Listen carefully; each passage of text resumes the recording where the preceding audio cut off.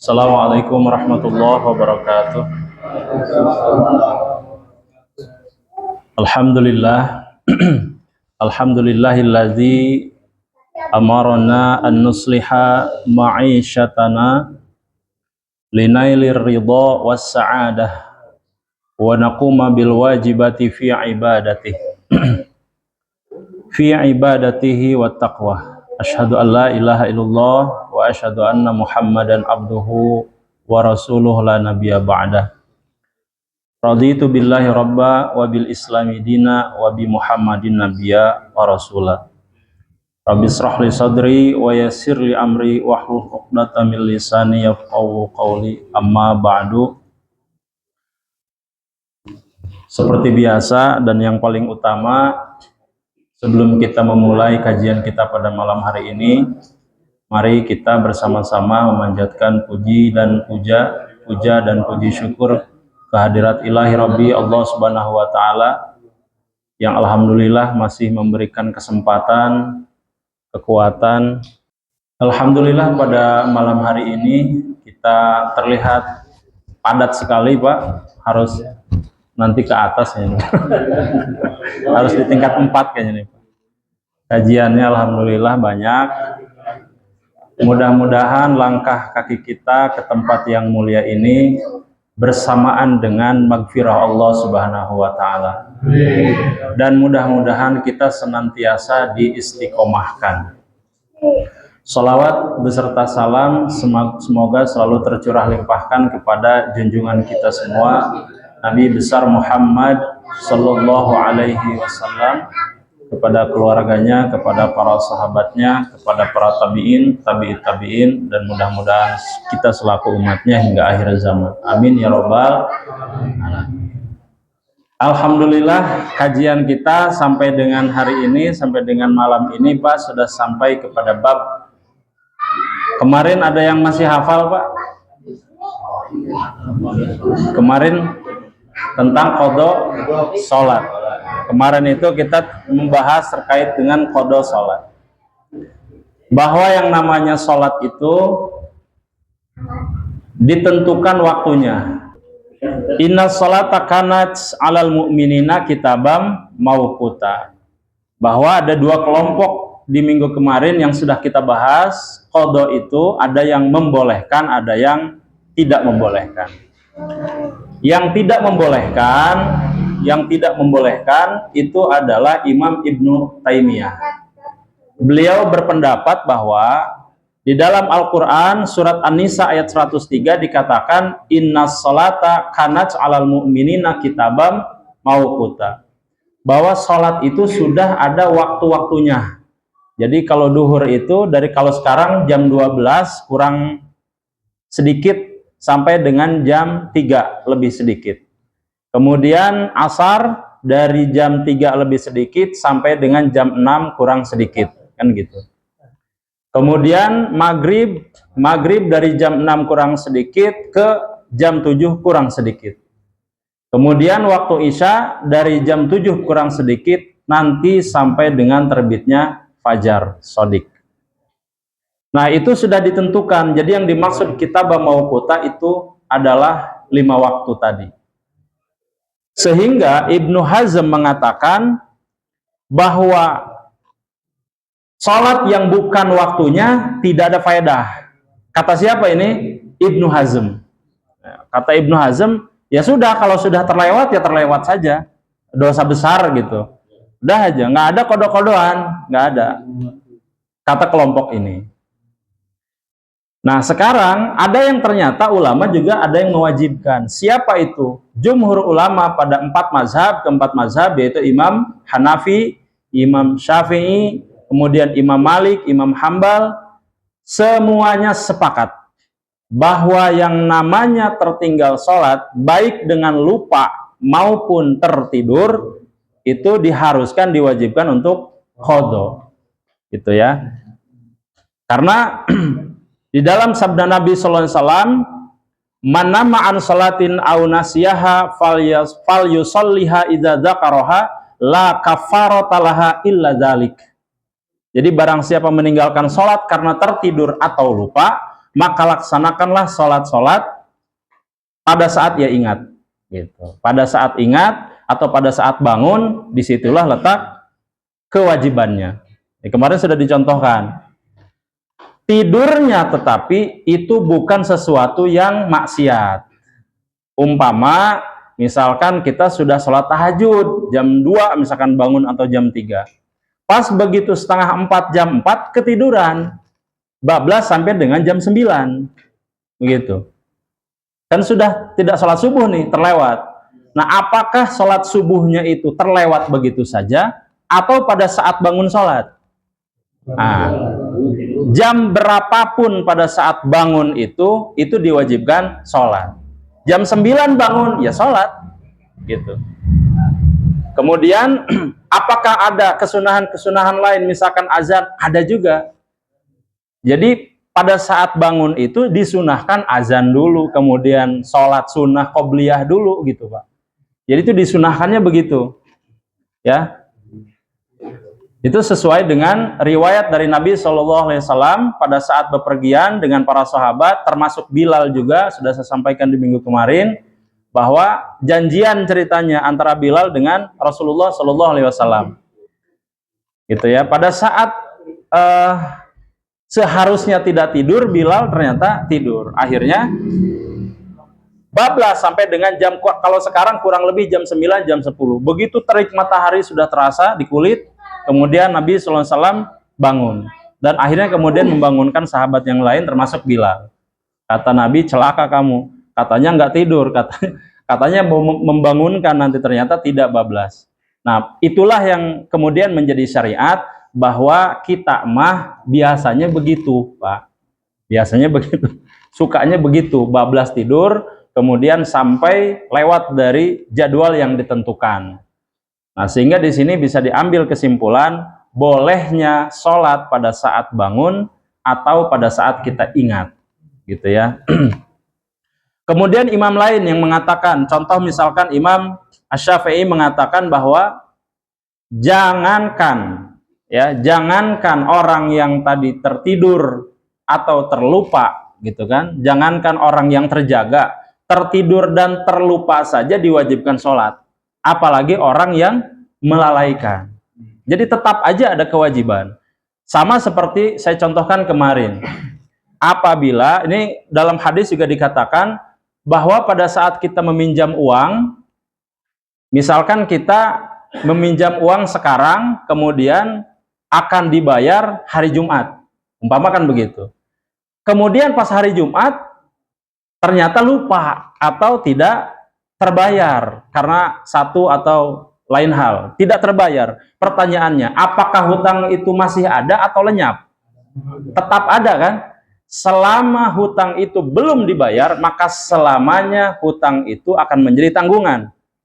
Sehingga sampai akhirat kita ke ahli waris diwajibkan untuk membayar, kan begitu. Salat juga diibaratkan seperti itu. Sesuai dengan sabda Nabi SAW, bahwa yang namanya hutang harus dibayar meskipun oleh ahli waris.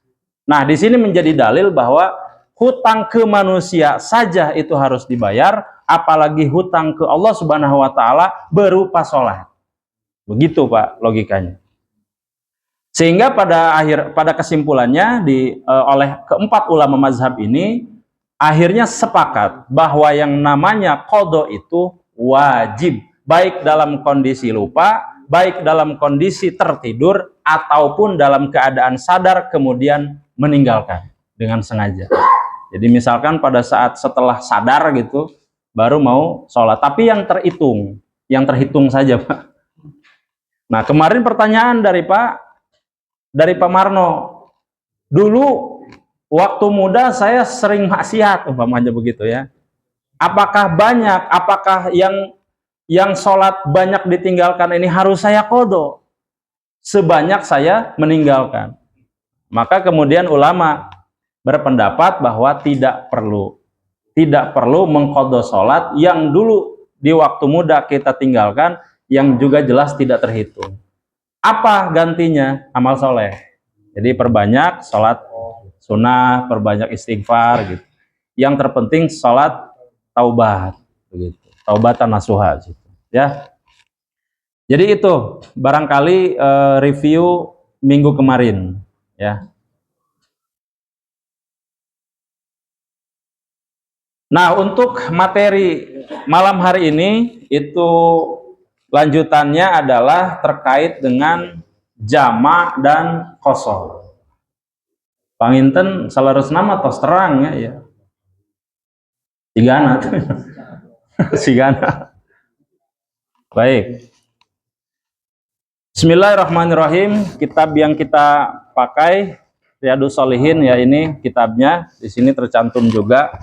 Dan ada beberapa saya nukil di beberapa kitab yang lain karena biasanya kalau kita mengkaji sesuatu tidak bisa dari satu referensi saja.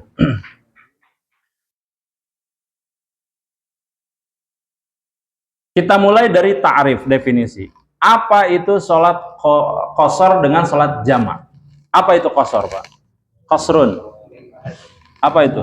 Meringkas.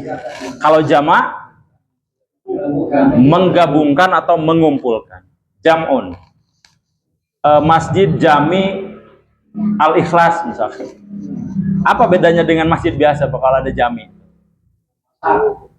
Hah? Biasanya kalau yang masjid jami itu biasanya pakai salat Jumat, atau kalau sederhananya masjid raya gitu. Masjid Jami Al-Ikhlas. Di sini belum ada kata jaminya nih. Karena memang yang lain ada. Dan sebetulnya di dalam satu kampung ada pembahasan tersendiri ya terkait masjid ini, nanti insya Allah kita bahas. Kata Nabi SAW, ada dalil-dalil yang mengatakan bahwa sholat jamak dan qasar itu ternyata adalah syariat.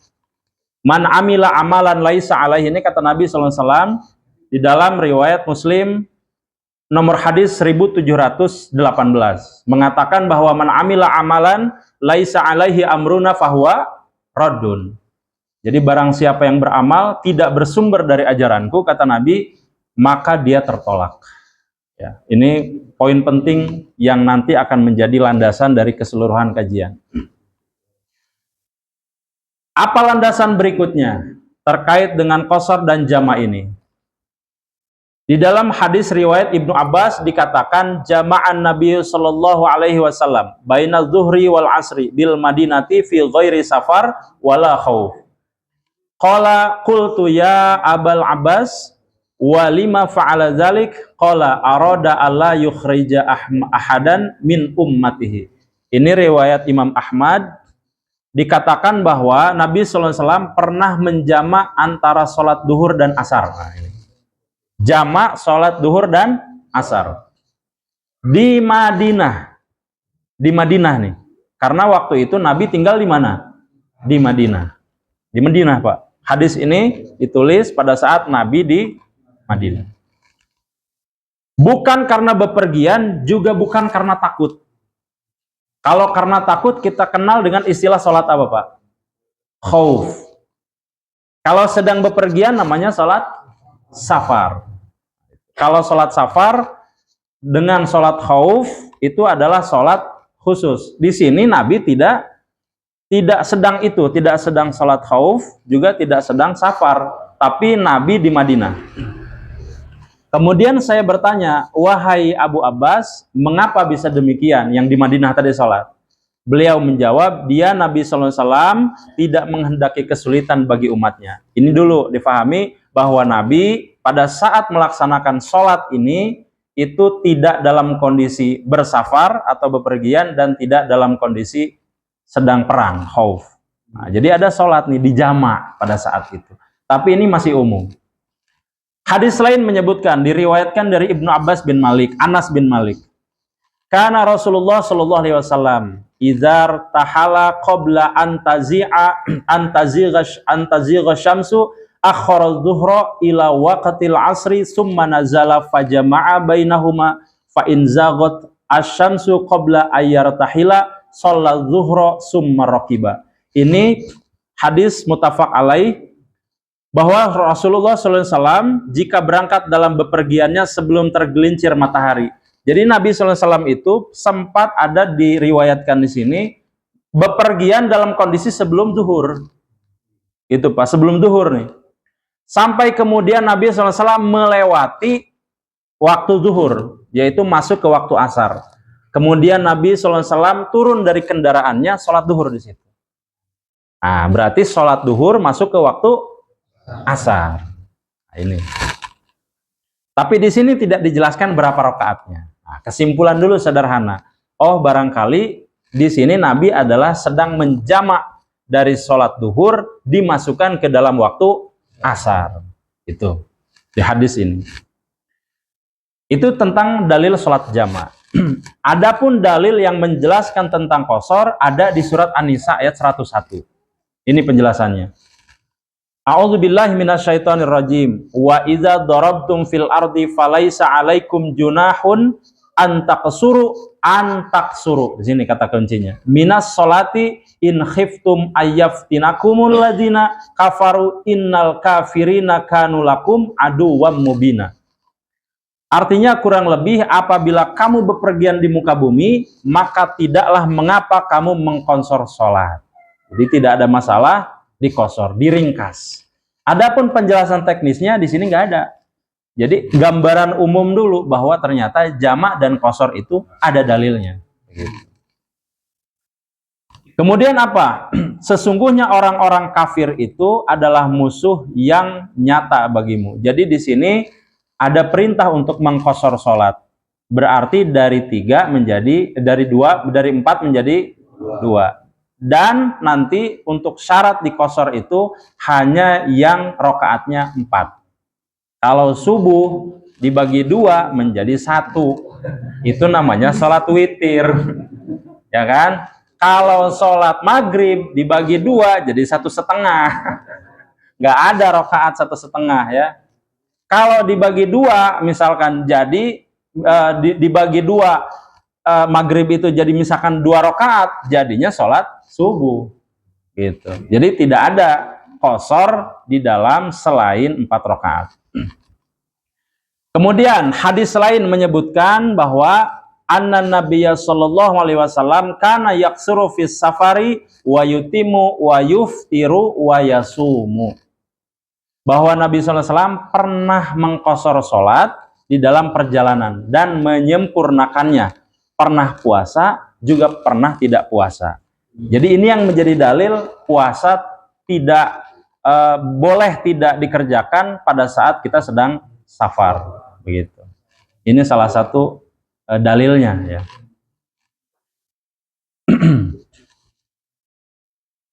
Kemudian yang menarik, ada hadis lain yang diriwayatkan oleh Imam Muslim yang menyatakan bahwa ini pernah Umar bin Khattab itu ditanya gitu oleh para sahabat yang lain tentang maksud laisa alaikum junahun antaqsuru minas sholati in khiftum ayyaftinakumul ladzina kafaru. Tentang ayat ini dipertanyakan pernah ke Umar bin Khattab. Dan kemudian Umar bin Khattab ini menanyakan langsung dulu pernah ke Nabi Muhammad SAW. Kata Nabi bahwa yang namanya qashar itu adalah pemberian dari Allah. Jadi sodakohnya Allah itu dalam bentuk sholat qashar itu, Pak. Kata Nabi begitu. Jadi Nabi SAW mengatakan sholat qashar itu yang tadinya harusnya 4 rakaat menjadi 2 rakaat disebutkan sodakohnya Allah kepada kaum muslimin. Begitu. Itu ya. Tambahannya bahwa ada riwayat lain dari Ibnu Abbas dijelaskan faradallahu sholata ala lisani nabiyyikum sallallahu alaihi wasallam fil hadar arba'an wa fis safar rak'atain wa fil khaufi rak'atan. Ini yang tadi saya jelaskan ya. Allah telah mewajibkan sholat melalui lisan Nabi sallallahu alaihi wasallam dalam keadaan menetap sebanyak 4 rakaat. Nanti kita jelaskan apa yang dimaksud dengan menetap 4 rakaat. Dan kemudian dalam kondisi safar sebanyak 2 rakaat, dalam kondisi khauf sebanyak 1 rakaat. Begitu. Jadi saya jelaskan ya. Bismillah. Ini ketinggal itu didinya, Pak. Jadi sederhananya kita bagi 2. Gini. Ada sholat qashar. Ada sholat jama'. Jama' itu adalah mengumpulkan, definisinya dulu. Jama' adalah mengumpulkan sholat, mengerjakan sholat di dalam satu waktu sholat. Jadi dua waktu sholat, dua waktu dikerjakan dalam satu waktu, gitu. Misalnya apa? Dalam kondisi asar ditarik ke zuhur. Nah, atau sebaliknya, zuhur ditarik ke asar, gitu. Itu dulu. Sedangkan kosor, kosor itu artinya kalau ini menggabungkan, kalau ini menggabungkan, kalau ini meringkas. Itu dulu. Yang tadinya 4 rakaat menjadi 2 rakaat. Definisi sederhana begitu dulu. Saya ulangi, jama' itu menggabungkan. Apa yang digabungkan? 2 waktu sholat ke dalam 1 waktu. Mana contohnya? Asar ditarik ke zuhur. Atau sebaliknya, zuhur ditarik ke asar. Atau isya ditarik ke maghrib. Maghrib. Atau sebaliknya, maghrib ditarik ke isya. Nah, gitu. Nah, sekarang kita bagi. Asar ke duhur dikerjakan pada waktu duhur, ini namanya takdim. Sedangkan duhur ditarik ke asar namanya takhir. Diakhirkan, didahulukan. Ini juga sama. Isya ke maghrib berarti takdim. Maghrib ke isya takhir. Sampai sini paham, Pak? Baik, itu dulu ya. Ini paling sederhana.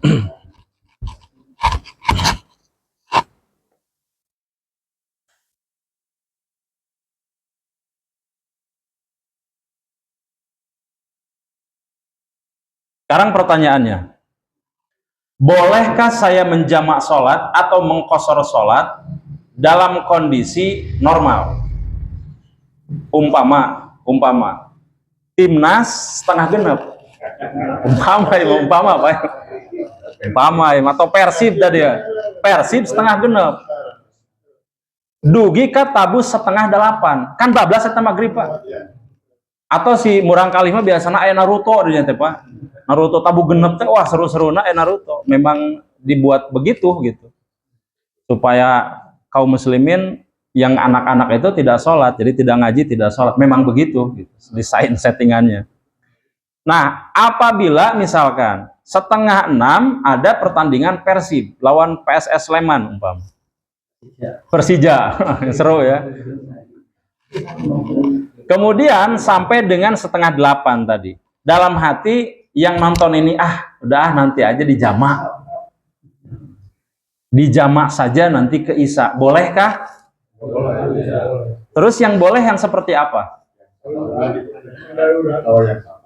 Baik. Yang safar apakah satu-satunya? Bukan. Nah, safar itu salah satu saja.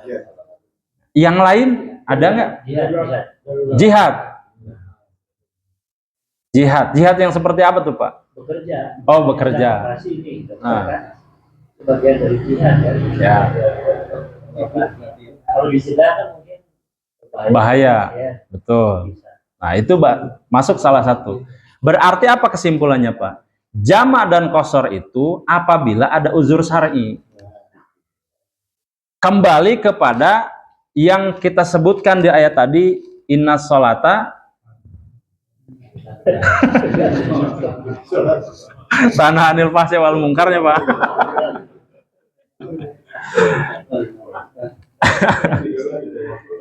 Ya, jadi sholat itu ditentukan ada waktunya tadi kan ya.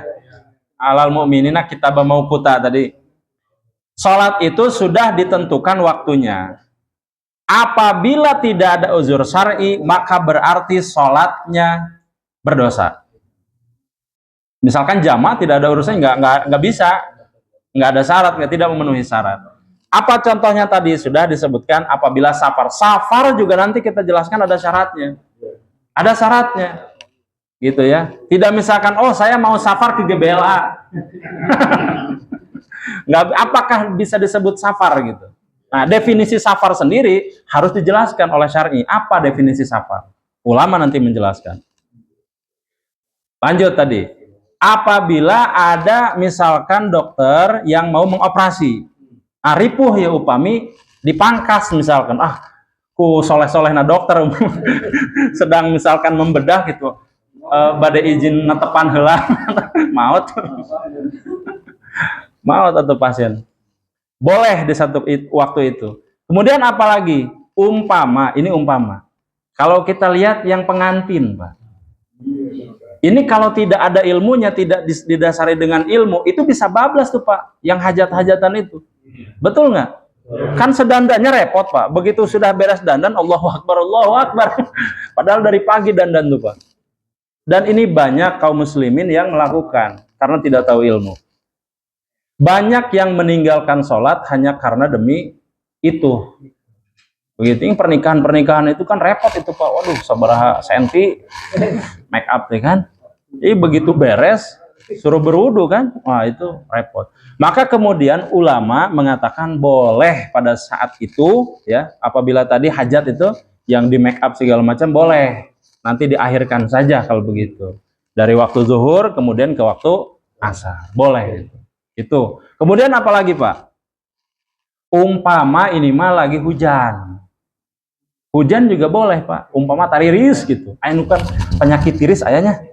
Sok aya nu wah gitu. Itu boleh Pak. Ya masih gak tariris gitu. Itu boleh Pak. Boleh gitu. Misalkan kita punya penyakit yang kedinginan itu, maka boleh kemudian dijamak. Boleh itu Pak. Atau apalagi dalam kondisi sakit. Kan ripuh orang banyak.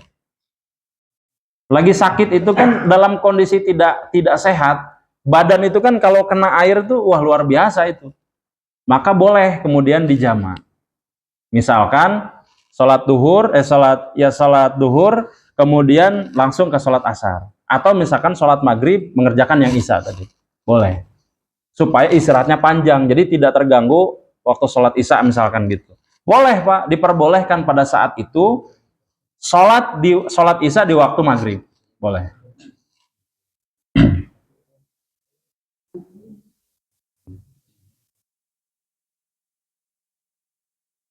Tadi sudah ya, sholat jamaah Pak ya, bisa difahami ya.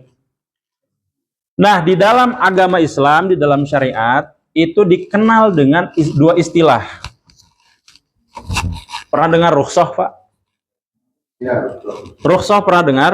Ya. Apa lawan rukhsah? Rukhsah, keringanan. Apa lawan keringanan?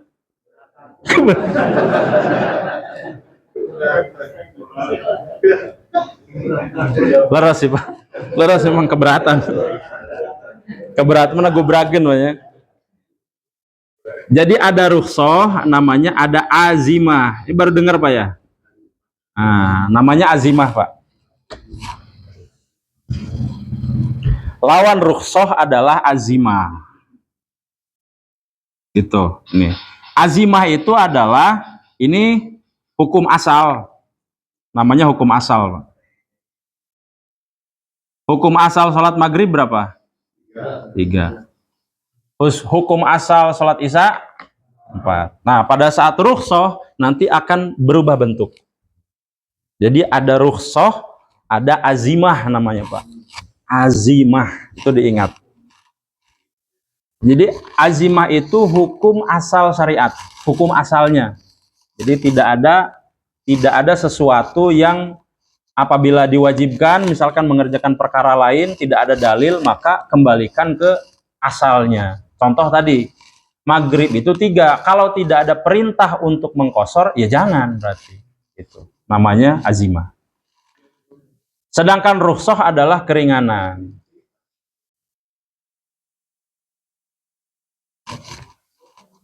Nah ini di Fathul Qorib. Di kitab Fathul Qorib, penjelasan tentang jamak dan qasar ini dijelaskan secara ringkas tetapi cukup padat. Tadi, jamak itu diperbolehkan apabila sedang safar kan? Nah, sekarang pertanyaannya, safar yang seperti apa yang diperbolehkan? Apakah ada jarak yang harus dipenuhi? Berapa jarak yang harus dipenuhi? Jarak dan waktu. Jarak dan waktu. Baik, jaraknya berapa? 80 kilo. Minimal atau maksimal? Minimal. Benar Pak? 80 kilo yakin? Ngitungnya gimana sekarang? Ayo. 80 kilo ngitungnya gimana? Ngitung kilometer. Boleh. Sekarang gini. Apabila umpama saya naik mobil keliling komplek Bumi Harapan sejauh 80 kilo, berapa keliling gitu? Kaci itu. Kaci itu. Katanya tadi 80 kilo. Ayo. Atau mukim, namanya kalau mukim sudah bukan safar. Ayo, dari rumah, gimana caranya? Cara ngitung gimana? Kilometernya gimana cara ngitungnya? Dari rumah kemana?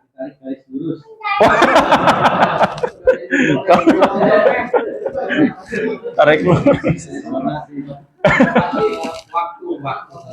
Waktu. Waktunya gimana?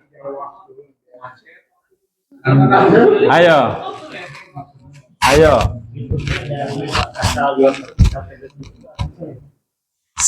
Dari titik 1 ke betul, itunya betul.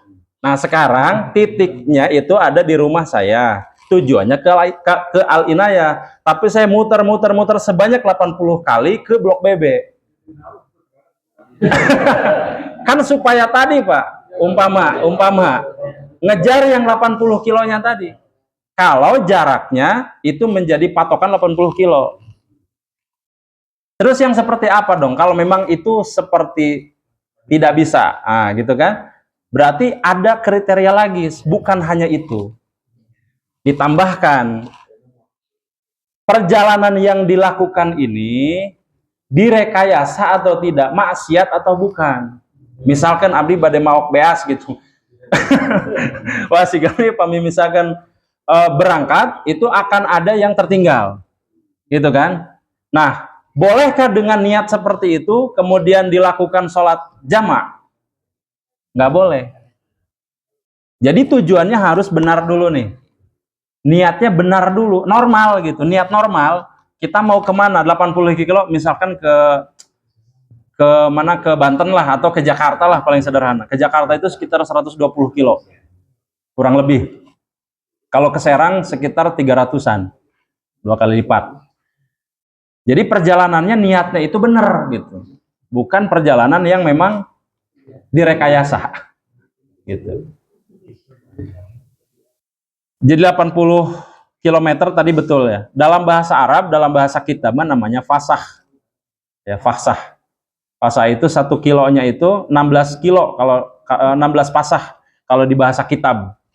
Kalau dikitakan di ukuran kita kurang lebih 80 kilo.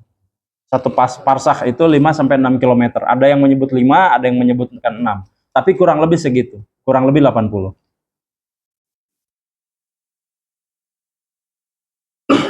Kemudian apa lagi? Pada saat kita bepergian, boleh menjamak, boleh mengqashar apabila sudah melewati kampungnya. Nggak bisa, misalkan saya mau menjamak lah, tapi di Al-Ikhlas. Sholatnya di rumah, nggak bisa. Sholatnya itu harus di perjalanan. Dan sudah keluar dari kampung. Ada yang menyebutkan qaryah, qaryah itu kampung.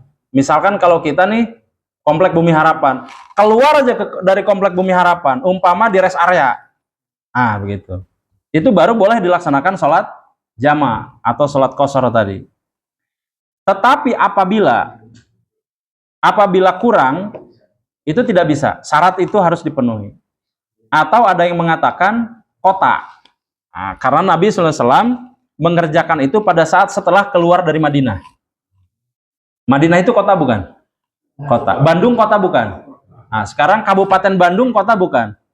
Berarti itu patokannya, Pak. Kalau sudah keluar dari Kabupaten Bandung, maka dianggap boleh. Kalau sekarang kita misalkan ke depan aja tuh kan, ke Panjelekan aja. Itu sudah boleh. Sudah boleh. Gitu. Walaupun jaraknya dekat.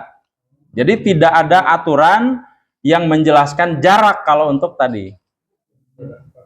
Sholatnya ya Pak, sholatnya diperbolehkan mengerjakan sholat itu setelah keluar dari kampung.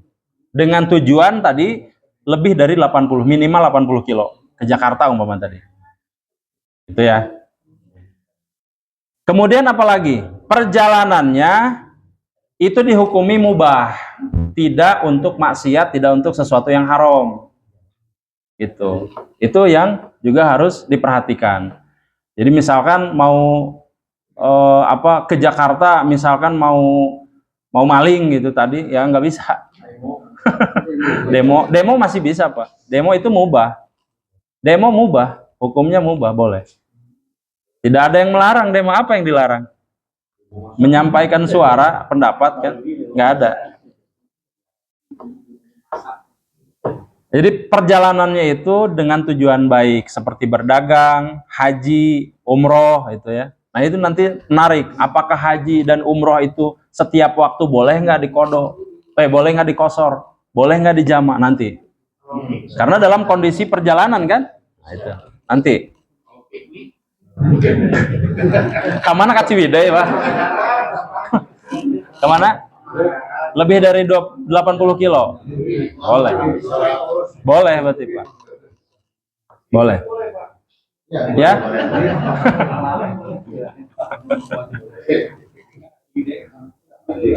Ciwidey 80 kilo Pak?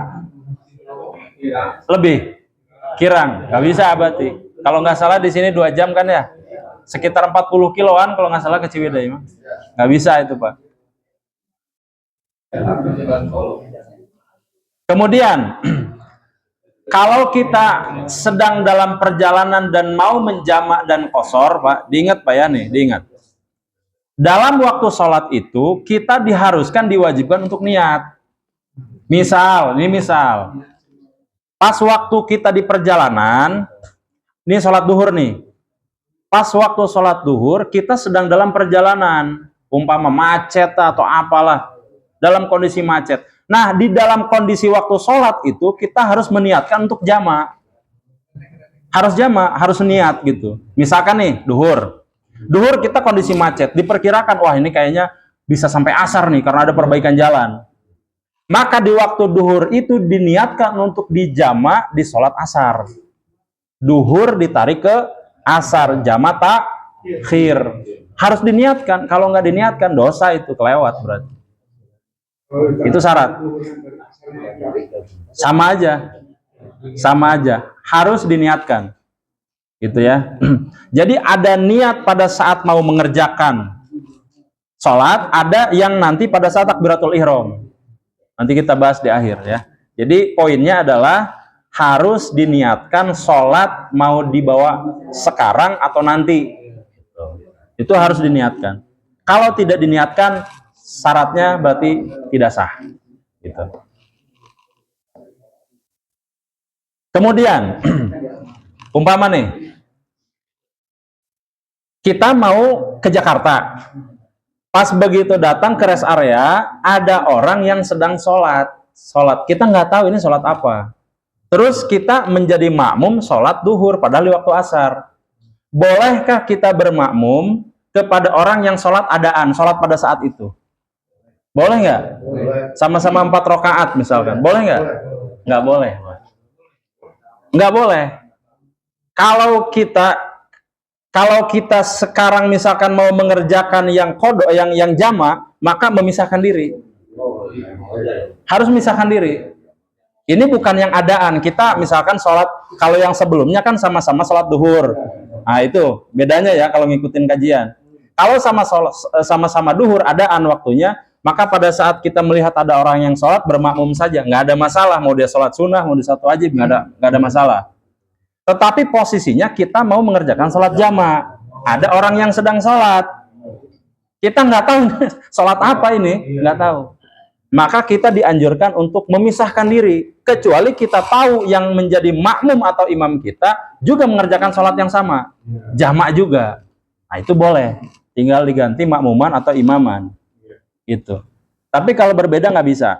Jadi tidak boleh bermakmum kepada orang yang sedang mengerjakan sholat sholat yang pada saat itu gitu.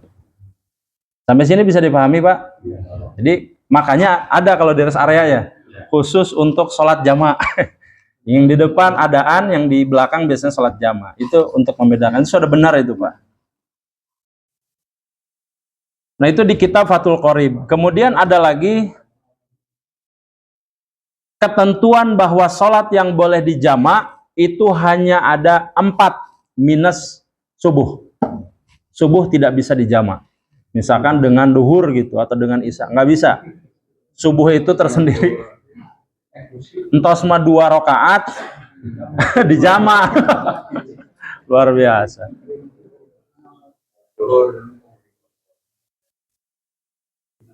Kemudian sholat yang boleh dikosor hanya yang 4 rakaat saja. Berarti apa saja Pak?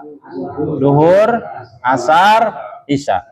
Yang lain tidak bisa. Karena kalau subuh dibagi 2 menjadi witir, kalau maghrib dibagi 2, 1,5. Tidak ada rakaat 1,5.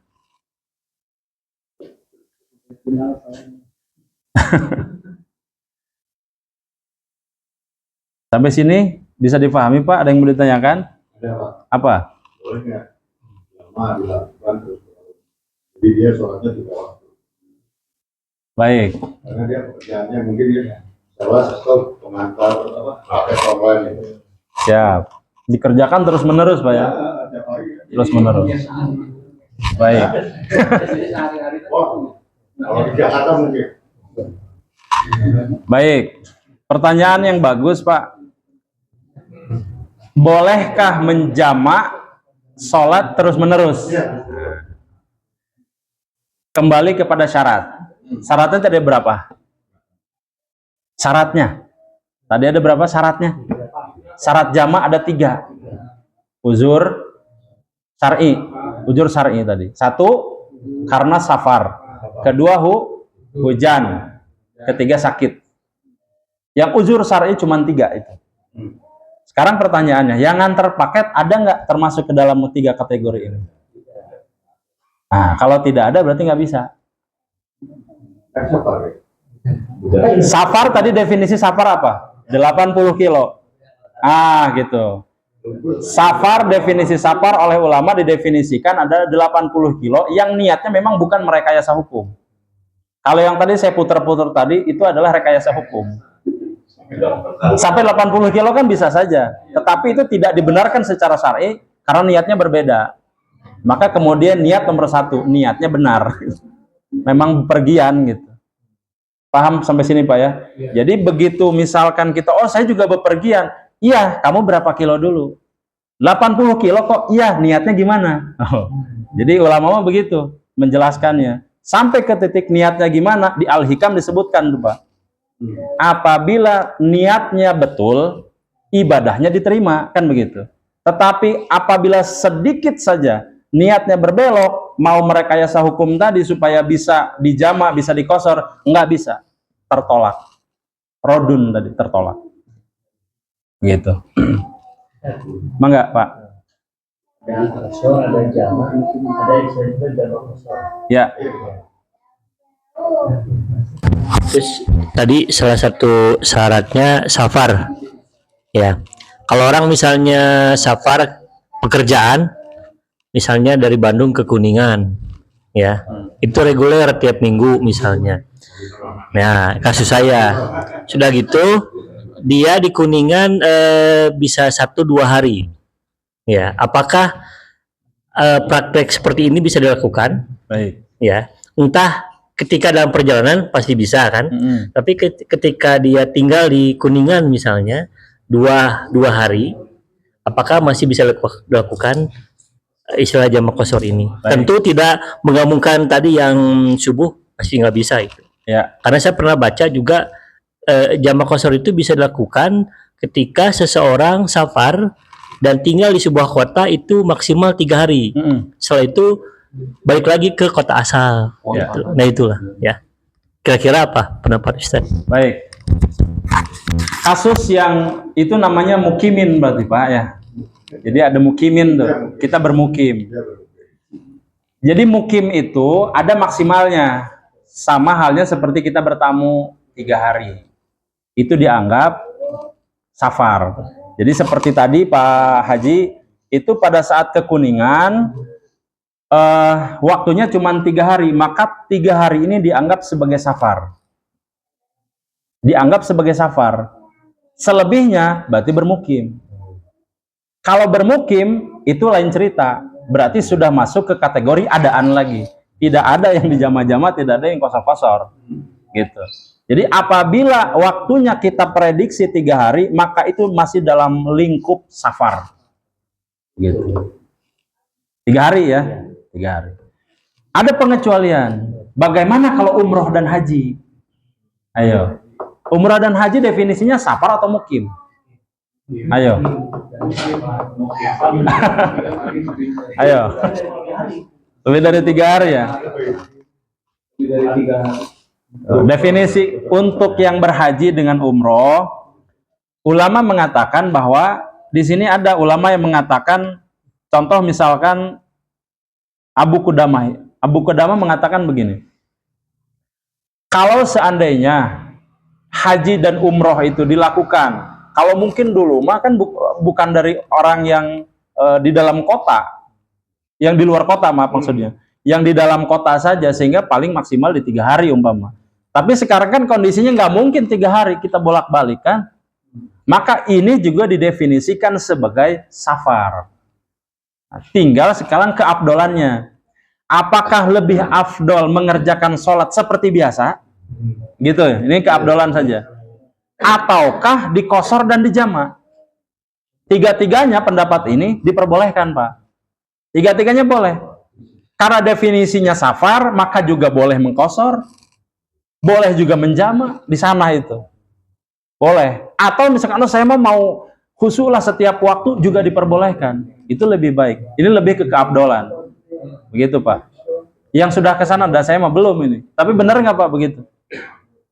Kalau ke sana itu gimana? Rasanya pengen sholat setiap waktu atau dijama, dikosor? Setiap waktu kan? Nah, berarti ini masalah keafdolan. Kalaupun misalkan Bapak di sana, wah, siga nama kawalahan orang setiap waktu, maka boleh dijama atau dikosor tadi. Boleh, Pak, boleh. Itu sudah bukan 80 kilo lagi soalnya, Pak. Ribu. Mangga, Pak Haji. Nah, itu betul. Ya, berarti ini mengambil hukum yang umum jadinya. Hanya menjama pada saat itu tidak dimungkinkan untuk dikerjakan. Begitu kan ya? Jadi selama itu masih memungkinkan dikerjakan, maka kitabah mauquta berlaku. Yang kitabah mauquta, sholat pada waktunya itu berlaku, Pak. Kalau tidak ada uzur, mendingan sholat dah. Begitu. Kenapa, Pak Haji?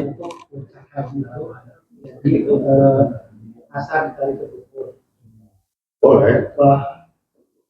Nah itu yang waktu itu karena sunnah Rasul, jadi si asal ditarik ke kubur. Sampai maghrib. Nah dari maghrib, kita nggak maghrib di Arafah, tapi nanti terus dari maghrib ditarik ke Islam. Nah, itu. Berarti prakteknya seperti itu ya. Jadi apabila bapak-bapak mendengar atau melihat langsung, umpama pas ke sana, oh ini mah kok orangnya dijamaah terus, ya memang ada dasarnya. Ada yang misalkan kosor juga, memang ada dalilnya. Kemudian ada yang setiap waktu, itu lebih afdolnya. Gitu. Jadi tiga-tiganya pendapat ini berlaku. Begitu. Ada lagi, Pak? Yang mana? Itu perjalanan, berarti boleh.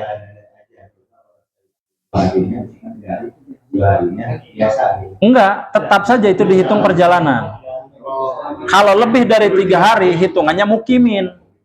Orang yang bermukim berarti. Begitu. Cekap jelas? Jelas. Pengalaman saya. Mangga, Pak. Waktu ada acara apa? di Al-Jabar. Itu kebetulan dari kota Bandung. Kemudian saya dalam perjalanan dengan mobil terus sampai ke Gunung mulai macet. Kemudian sampai Kampung Gede Bagian sana mau ke Jawa sini ke BBLA, ternyata tidak bisa kontak. Akhirnya saya ke Cibiru. Saya mencoba masuk jalan Cilincrang. Pas di Cilincrang macetnya luar biasa, tidak bisa ke sana kemari kendaraan dari belakang dari depan itu.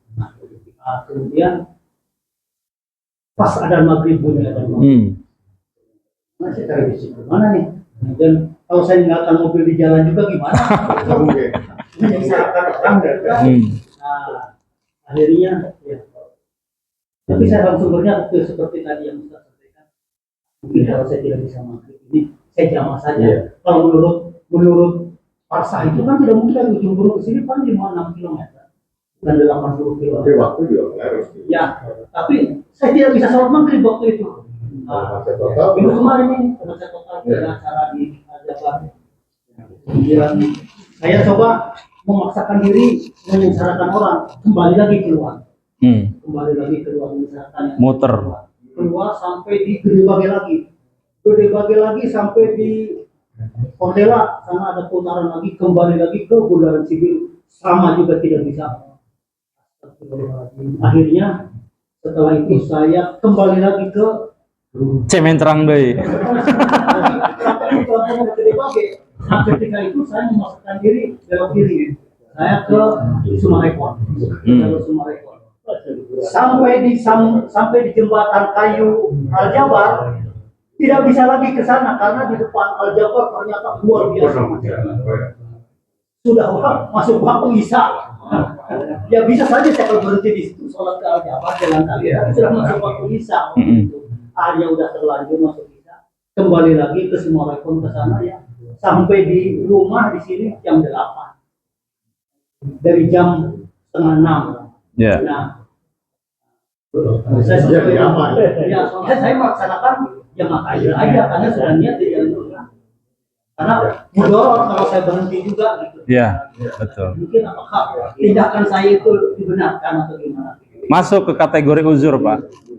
Masuk ke kategori uzur. Jadi uzur itu salah satunya adalah pada saat di waktu sholat tadi saya sebutkan macet. Nah di situ sudah benar diniatkan pada saat di waktu maghrib itu mau dijamak ke waktu isya. Namanya sholat jamak takhir gitu. Itu sudah benar, Pak. Sudah benar. Mangga. Bagaimana tadi saya teruskan kalau misalnya melihat Al-Quran bahwa seperti biasa berarti tidak mengambil ya. Itu sedangkan saya pernah dengar bahwa orang bohong katanya karena Allah sudah memberikan tapi nggak diambil. Ya. Jadi antara Al-Quran sama Rukhsah. Pertanyaan sederhananya, apakah pada saat azan sholat itu kita dalam kondisi ideal nggak untuk mengerjakan? Dalam kondisi di waktu sholat itu kita ideal nggak untuk mengerjakan? Kalau itu ideal, maka afdolnya adalah mengerjakan pada saat itu. Balik ke hukum asalnya kitabah mauquta. Kan asalnya kitabah mauquta nih, Pak.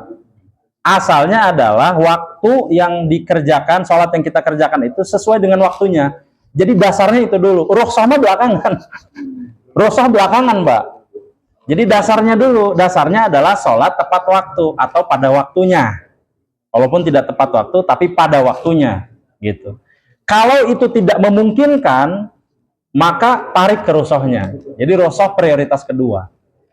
Berarti yang saya dengar itu berarti salah. Maksudnya nggak mengambil keringanan sama dengan orang sombong. Ah, itu.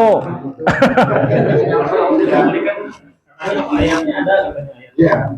Ya rukhsahnya itu di bawah dasar hukumnya. Nanti kalau begitu orang ngambil rukhsahnya semua, Pak. Wah, ada ilmu ayat rukhsah. Padahal bisa mengerjakan tepat pada waktunya. Ya. Terus Pak Aldi, Mangga. saya juga memang pernah dengar ketika Allah memberikan keringanan, itu ya, Allah akan menyukai ketika sudah diberi keringanan kemudian kita mengambilnya gitu ya. Senang. Itu seperti apa? Baik. Sama maksudnya. Hadisnya tadi sudah saya sebutkan. Pada saat ditanya Ibnu Umar bin Khattab, itu ditanya tentang ayat yang menyatakan bahwa Nabi SAW pernah sholat 2 rakaat saja, kan begitu. Kemudian ditanya, kok pada saat itu padahal bisa melaksanakan 4 rakaat. Maka kemudian Nabi menjawab, itu adalah sedekah dari Allah Subhanahu Wa Taala. Artinya apa? Hadis ini tuh dalam kondisi bagaimana dulu? Apakah dalam kondisi normal atau tidak? Siapa yang memerintahkan kita mau kuta? Allah langsung. Sekarang, apakah pernah Nabi SAW mengerjakan sholat yang 5 waktu itu, kemudian Nabi lalaikan? Pernah nggak? Atau secara logika saja, pernah nggak Nabi melalaikan sholat? Gitu aja dulu. Tidak pernah kan? Berarti ini adalah kondisi khusus. Ini adalah kondisi khusus. Nabi seperti itu untuk memberikan contoh kepada umat, ada kondisi-kondisi tertentu yang diperbolehkan. Tetapi bukan yang utama. Yang utamanya apa? Kitabah mauquta. Gitu. Itu yang utama yang jadi pegangan. Jadi hadis itu Pak, nggak bisa cuman ambil ini comot, kemudian oh ini begini, enggak. Makanya kenapa ada ilmu hadis. Nanti ulama menjelaskan maksud hadis ini tuh begini, ini tuh begini. Kemudian jelas jadinya. Jadi dasarnya adalah saya lagi kitabam mauquta. Gitu. Jadi apabila kondisi case khusus ini, case khusus Pak, memang tidak bisa mengerjakan, seperti tadi contohnya macet, nggak bisa dikerjakan pada saat itu. Atau memang harusnya disingkat gitu, diringkas atau dikosor tadi. Umpama dan ini kejadian ya. Kita mau ke mana gitu, naik pesawat. Coba perasaan kita kalau mau naik pesawat itu gimana coba? Kan suka ada was-was, ini takut ketinggalan kan begitu ya. Maka di situ diperbolehkan dikosor. Itu yang dimaksud tadi. Bahwa sedekah dari Allah meringkas yang 4 menjadi 2, itu di situ tuh letak sunahnya. Tetapi dalam kondisi normal nggak bisa, mau kosor. Jadi duhur misalnya jadi 2, kita di sini. Oh ini kita ada keringanan dari Allah Subhanahu Wa Taala, dari Nabi juga mencontohkan. Sesat. Nggak bisa, Pak. Paham sampai sini Pak ya?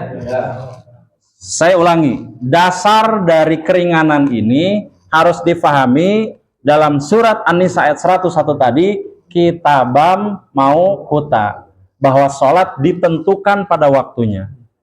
Adakah yang tidak pada waktunya? Ada. Yang sudah kita bahas ada 3. Satu adalah qadha. Di sebelumnya, qadha itu di luar dari waktu sholat. Yang kedua, jama' di luar waktu sholat. Qasar juga di luar waktu sholat. Berarti sudah 3 nih. Nanti kita belum bahas yang khauf, yang sholat di perjalanan itu belum. Nanti mudah-mudahan di minggu depan kita bisa bahas. Nah, ini nanti salah satu bocoran saja nanti untuk minggu depan kurang lebih. Bagaimana kalau dalam kira-kira kondisi macet? Itu ada tekniknya Pak nanti. Kita bisa sholat di jalan nanti. Mangga Pak Haji. Mangga. Sholat tadi kan di jalan.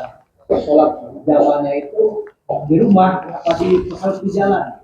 Baik. Wow, pertanyaan menarik. Baik. Jadi sholatnya itu pertanyaan Pak Haji, apakah dikerjakan di perjalanan atau di rumah? Kan begitu ya. Nah, di Fathul Qorib di sini dijelaskan juga di Fathul Qorib, di Riyadhus Shalihin juga dijelaskan.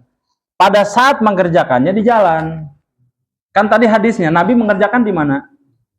Di ujung yang sudah selesai perjalanan atau di tengah setelah keluar dari kampung kota. Jadi setelah keluar dari kampung kemudian Nabi SAW mengerjakan. Berarti di perjalanan Pak, bukan di rumah. Bukan di perjalanan, bukan di rumah, di perjalanan. Misalkan belok ke Al-Jabar apa begitu, atau di Al-Inayah gitu sebelum masuk ke rumah. Begitu. Di perjalanan, karena Nabi SAW tadi dijelaskan di hadisnya mengerjakan sholatnya itu setelah keluar dari Madinah. Berarti di perjalanan kan? Gitu. Mangga, Pak Gugum. Apakah itu berdasari dari berangkat dari organisasi? Kan itu berangkat dari rumah itu kan pulang. Dengar tadi. Dari kota Pak ya? Iya. Masuk ke kota itu dari berangkat dari mana? Gini kan ya. Titik awal, titik akhir kan? Ya. Baik. Kan tadi kan jalannya di rumah tadi ya? Rumah. Ya, siap. Cuman berangkatnya tadi dari Sana, dari ujung Berung kan, mau ke rumah kan. Ini kiasnya, di hadis ini kiasnya adalah yang dihitung adalah titik awal dan titik akhir. Titik awal Nabi di Madinah, mau ke tujuan, sholat di Mina umpama. Jadi di tengah-tengah, ini juga menjadi dasar hukum. Titik awalnya di sana umpama di ujung Berung, tujuannya ke rumah, maka di perjalanan. Di mana itu di perjalanan? Entah di Al-Inayah kayak. Jangan dulu masuk ke rumah, sholat dulu di Al-Inayah umpama. Begitu. Kenapa? Kalau misalnya kita bisa melakukan jamak kosong itu diestimasi tidak di perjalanan tapi di tempat tujuan misalnya. Di tempat tujuan. Pas saya nyampe tempat kos di Kuningan, nah disitulah saya lakukan. Oh gitu. Terus kalau yang kasusnya Pak Julun misalnya dari luar kota nih, ya mau ke rumah tapi macet gitu. Apakah bisa dilakukan pas sampai tujuan di titik akhir di rumah? Di perjalanan, Pak. Harus di perjalanan.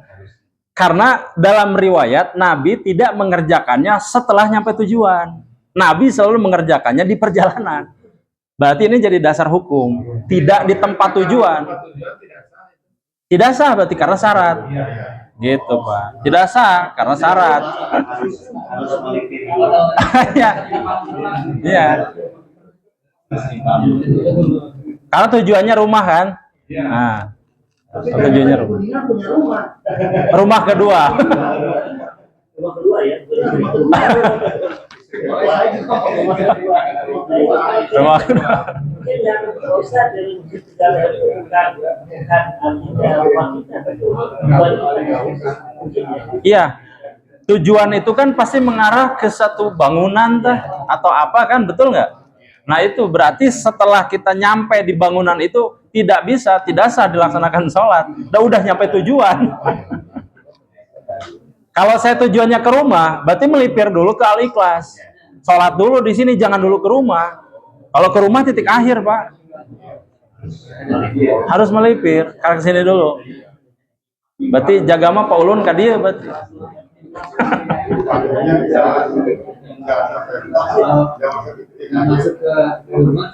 Termasuk yang lalai ya. Termasuk yang lalai. Nanti babnya adalah qadha berarti.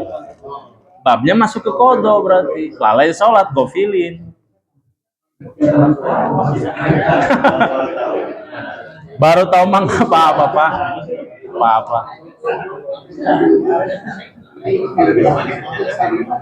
Ya suka dikerjakan di rumah ya, nggak bisa. Tapi sekarang mah udah tahu ilmunya ya. Jangan dikerjakan di rumah, Pak. Saya berdua dengan Julun gantian nyetir misalnya. Julun pelajari di kendaraan, di perjalanan kendaraan, tengah kemacetan. Itu Bisa. Tadi yang mau kita bahas ya. Insya Allah ya. Di minggu depan kita bahas. Jadi sholat rukhsah ini Pak, ada qadha, ada qasar, ada jama, ada khauf, ada safar. Ada 5 tuh. Jadi boleh nanti dipakai. Ini spill saja. Umpama kita tahu nih kira-kira macet. Maka sebelum kita naik kendaraan wudu dulu. Wudu dulu, Pak. Begitu. Nanti di perjalanan, oh kira-kira nih udah azan. boleh melipir dulu. Kalau seperti kasusnya Pak Ulun tadi, itu boleh melipir dulu saja ke pinggir sholat. Diperbolehkan itu Pak, diperbolehkan. Atau misalkan tadi gantian, udah Pak Haji Wito misalkan yang nyupir, saya sholat, boleh. Itu teknik, berarti sholatnya sholat safar di atas kendaraan, begitu. Teknik itu. Sampai sini paham ya? Selebihnya terkait sholat-sholat khauf dan safar nanti minggu depan. Yang kita fokus yang jama' sama qasar saja. Ada lagi? Mangga. Kalau kan kosor dengan jamaah, kalau kosor kan itu harus yang 4 rakaat. Yang 3 rakaat ini pernah ngalamin begitu nyampe, misalkan lagi di bandara, waktu itu masih maghrib. Maghrib itu mepet-mepet ke Isya. tapi belum waktunya Isya. Kita ngerjain maghrib, 3 rakaat. Begitu itu langsung bisik-bisik, udah langsung aja kosor sama Isya. Isya itu dikosor 2 rakaat. Itu boleh. Qasar Isya boleh. Yang 4 kan? Duhur, asar, Isya. Boleh. Kalau dibalik itu misalkan yang maghribnya kita dikerjainnya pas waktu Isya, berarti Isya harus 4 rakaat. Bisa. Bisa 2 rakaat. Bisa 2 rakaat. Yang maghribnya tetap 3 rakaat. Nah, gitu. Jadi bisa. Nanti yang qasar itu kita ada lagi pembagiannya seperti ini.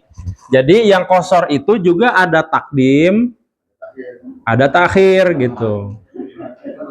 Takhir. Jadi ada jama takhir dengan jama takdim, ada juga jama qasar yang takdim dan takhir. Takdim, takhir sama juga. Nah, sekarang bagaimana teknis dari cara sholatnya? Nih, teknisnya ya. Mangga, Pak Tony. Zamannya bapak itu istri ini Pak, di rumah terus jalan istrinya Pak. Istri. Istri. Oh, perempuan ya. Oh, maksudnya perempuan. Sami Pak, daya mah baik laki-laki maupun perempuan. Sami. Entah ayah muzakar mu'anas sih maksudnya. Nggak bawa mu kena. Maksudnya nggak bawa karena istrinya. Itu kan tadi dan bapak suami istri. Kondisinya itu kasih jadi rumah bukan di perjalanan. Dari rumah. Istrinya Pak. Suami istri nggak ngaji di rumah itu. Oh iya. Hukumnya ini kepada semua Pak. Jadi tidak khusus kepada muzakar saja laki-laki atau mu'anis, semuanya muzakar mu'anas juga kena ini mah. Jadi baik laki-laki maupun perempuan, suami atau istri kena hukum yang sama. Harus di perjalanan gitu. Sampai mana tadi Pak? Tata caranya. Nah, sekarang saya mau mengerjakan sholat duhur di waktu asar. Yang dikerjakan duhur dulu atau asar dulu? Nih, duhur ke asar. Duhur ke asar. Pas begitu mau jama di asar, sholat duhur dulu atau sholat asar dulu? Nah, coba yang duhur dulu, kenapa? Mangga, Pak Haji. Sesuai urutan. Kalau dikerjakan asar dulu, yang adaan, sah kah? Kurang abdol atau tidak sah? Oke. Ada yang asar dulu? Ya tadi Pak memisahkan diri itu tadi kan, karena masuk ke asar memisahkan diri nggak bareng sama jamaah yang lain. Baik. Yang asar dulu ada nggak? Berarti semua sepakat ya. Nah, berarti duhur dulu. Jadi apabila kita mengerjakan sholat duhur di waktu asar, duhurnya dulu yang dikerjakan. Tapi gimana Ustaz, berarti nggak berjamaah? Iya memang. Makanya ada khusus memisahkan diri. Sama seperti qadha, mana dulu yang harus dikerjakan? Qadha dulu atau yang adaan dulu? Qadha dulu. Karena hutang itu harus dibayar lebih dulu. Gitu. Itu maksudnya begitu. Karena ini dianggap hutang sampai nanti dilaksanakan. Sehingga yang ketinggalan dulu, yang duhur dulu, baru kemudian asar. Sekarang kita balik. Ya tergantung nanti. Ya tergantung Bapak, maunya jamaah saja atau jamaah qashar. Kalau jamaah saja semuanya lengkap 4-4, tapi kalau qashar berarti 2-2. Gitu. Ustaz, berarti kalau misalkan yang maghrib ditarik ke isya, maghrib dulu. Maghrib dulu. Gitu. Yang hutang dulu yang harus dibayar. Gitu. Jangan yang adaan. Enggak. Kalau kita tidak menjelaskan sama dengan hutang sampai warisan pun di sana udah meninggal, benar harus dibayar. Nah terkait sholat itu bagaimana misalnya kalau Tertinggal. hutang apakah anak tanggung jawab? Ya. Yang tadi kan yang hutang itu tetap sampai akhir hayat harus dibayar. Ya.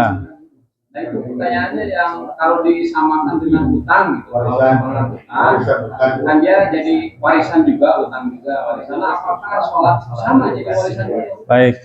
Ini Pak Dedi nggak mengikuti berapa lama? Dua kajian. Ya nggak apa-apa, nggak apa-apa. Pertanyaannya bagus, Pak. Pertanyaannya bagus. Barangkali ada yang belum tahu, yang belum hadir nih. Jadi ada pertanyaan, kalau hutang itu diwariskan, nih hutang harta diwariskan ke ahli waris, apakah hutang sholat diwariskan juga ke ahli waris? Ini berbeda kasus, Pak. Jadi kalau hutang harta nanti ke ahli waris, tetapi untuk hutang sholat nggak ada. Kenapa? Hutang sholat itu fardu apa? Fardu ain. Ain itu apa mananya? Melekat ke dirinya, ke diri kita, tidak ada diwariskan. Maka kemudian ini yang menjadi sebab pada saat kita meninggal hanya 3 kan yang akan mengalir, anak yang soleha, amal jariah. Harta itu bisa menjadi amal jariah nggak? Bisa. Itu nanti makanya kenapa harus ditebus, karena itu akan menjadi amal jariah. Begitu. Tetapi di situ tidak ada yang menyatakan bahwa sholat harus ditanggung oleh ahli waris, harus sholat sebanyak. Terus apalnya orang di mana? Bapak misalkan te sholat sabaraha tahun. Siga ayeuna rame nasab pencatatan.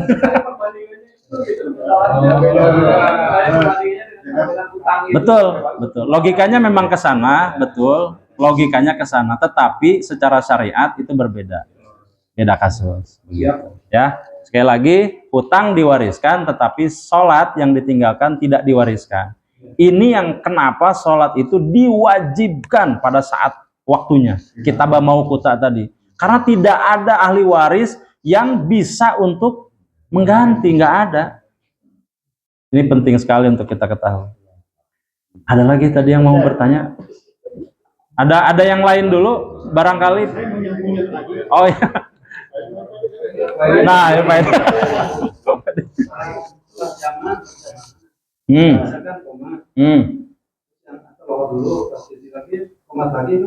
Ya, qomat itu disunahkan pada saat hendak sholat.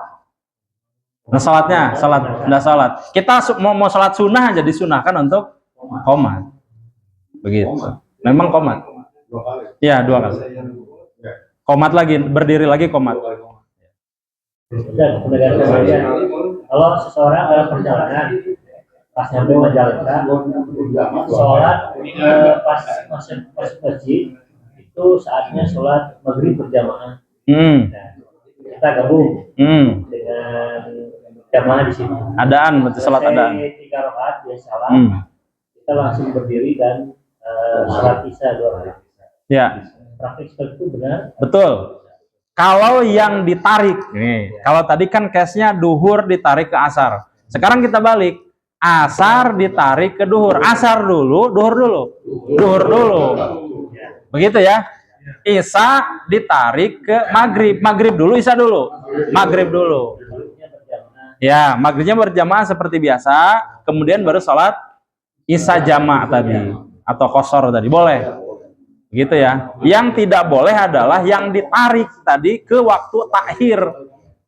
Dan yang isya itu bisa 2 rakaat atau 4? Yang isya bisa 2, bisa 4. Bisa 2, bisa 4. Karena 4 rakaat bisa diringkas.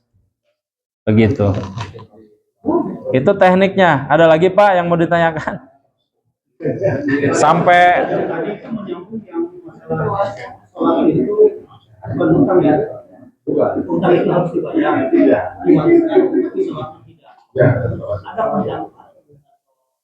Ada yang bahwa begini, mungkin juga keluarga saya salah. Ketika almarhum ibu saya meninggal, diketahui bahwa ibu itu sudah tidak bisa melaksanakan sholat. Sekitar katakanlah 7 hari. 7 hari. Kemudian saudara yang lain menyampaikan bahwa katanya ibu ini perkirakan sudah rumah itu kan sudah tidak bisa lagi. 7 kali 5 35 hari. Ayo kita bagi-bagi. Nah, sholat zuhur aja sama maghrib aja sampai dibagi rata. Nah, jadi dikodokan katanya sholat itu dipangkodokan. Apakah praktek itu benar atau mungkin ada solusi lain yang harus dikerjakan? koma Pak ya?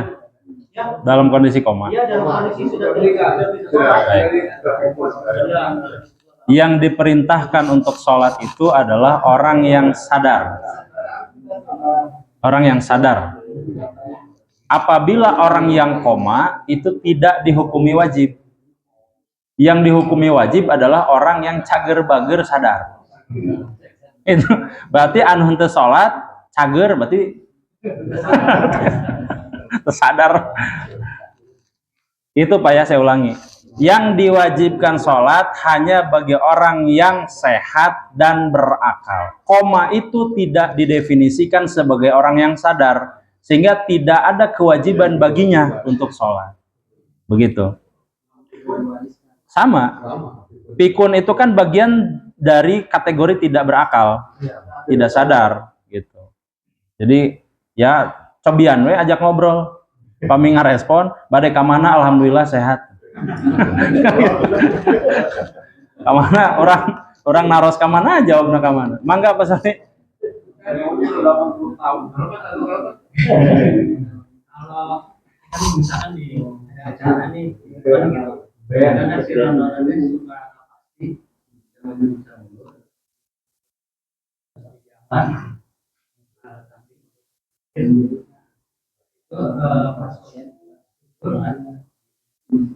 Ya, saya nangkep.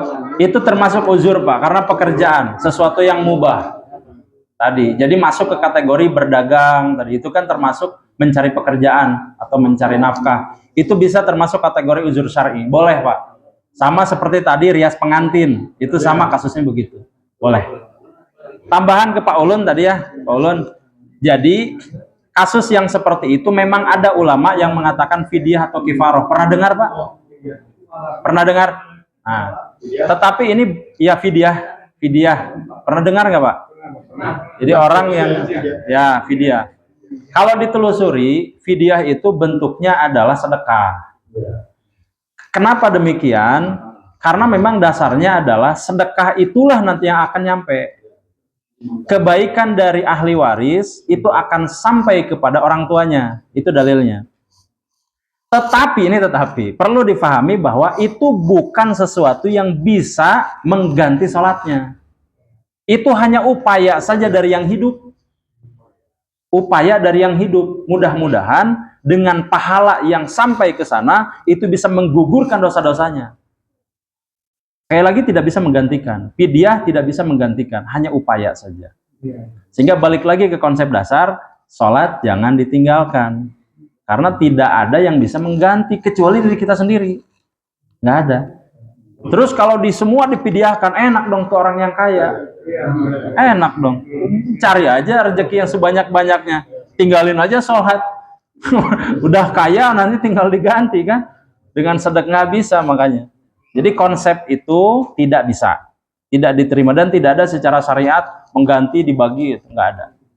Gitu. Kalau alam barangkali Pak ya. Ada lagi yang mau ditanyakan, Mas? Kasusnya pribadi saya 4 tahun, kemudian 85, 8 tahun Sebelah. Jadi semuanya udah diatur, semuanya udah diatur. Setiap diingetin sholat, dia ngerespon, tapi tidak bisa bicara, cuman gitu doang. Itu berarti mau sholat. Tata cara wudhunya, satu itu saya tanyakan tata cara wudhu. Yang sekarang itu tata cara wudhunya karena dia pakai dibantu sama anaknya, diingatkan sholat, tapi dia ditalkin dan dibarengin gitu, dibimbing, maka itu benar itu caranya. Ditalkin Pak ya. Jadi tapi dia nggak respon kan tidak bisa sadar komunikasi. Nggak bisa sadar. Dalam kondisi itu sebetulnya masuk ke kategori rukhsah tadi bisa tuh Pak. Rukhsah. Artinya kalaupun misalkan harus berwudu berarti bisa dengan tayamum. Itu bisa. Itu dengan tayamum sudah baik. Berarti itu sudah masuk kategori. Kemudian yang kedua, kan bisa dengan isyarat. Nah, berarti ucapan itu tidak berlaku. Jadi meskipun tidak ditalkinkan pun nggak ada masalah. Jadi talkin itu nanti hanya untuk orang yang maaf punten yang akan meninggal misalkan gitu, itu talkin. Sakaratul maut, tetapi tidak berlaku untuk menalkinkan sholat. Nggak ada riwayat tuh Pak. Nggak ada riwayat. Jadi tidak ada menalkinkan sholat. Sebisanya nanti bilang bisa disampaikan ke ibunya. Kalau seandainya bisanya dengan angguk ya udah angguk sujud, angguk ini cukup isyarat gitu. Ada nggak sadar itu kelewatan ya itu Kelewat waktu sholat. ya kayak subuh gitu kan dia suka semalaman nggak tidur, pas waktu subuh dia tidur, bangun susah, yang mungkin tadi Masuk kategori itu gitu. ya. Siang bangun gitu jam 7 bangun karena ada Selang. Bangun mau sholat nggak, dia ditanya mau sholat berarti ditayamum itu Ya, dalam kondisi yang tidak sadar tadi itu pas begitu sadarnya itulah yang punya kewajiban sholatnya. Tetapi pada saat tidak ada kesadaran atau misalkan sedikit pikun itu sudah tidak ada. Berarti sebetulnya boleh disimpulkan bahwa ibunya ini sudah uzur secara syar'i. Tidak sholat pun sudah tidak dihukumi wajib. Ya sudah sekali-kali pikun itu artinya memang sudah uzur secara syar'i. Alhamdulillah kalau masih mau sholat Pak, itu anugerah terbesar ya, anugerah terbesar.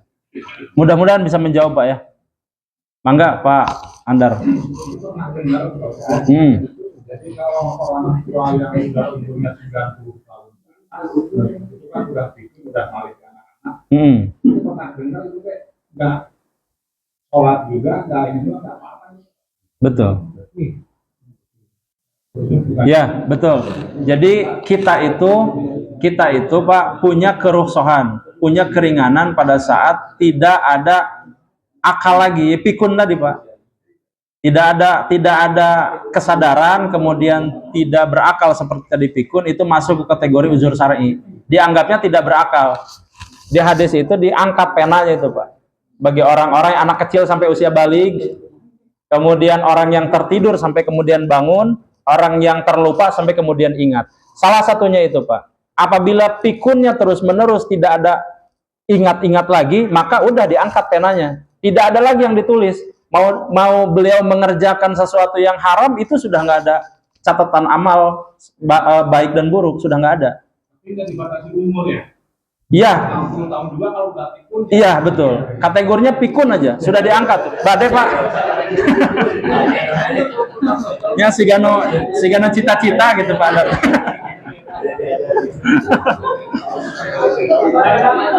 Pak murah, mantak iya naros hukumna Pak.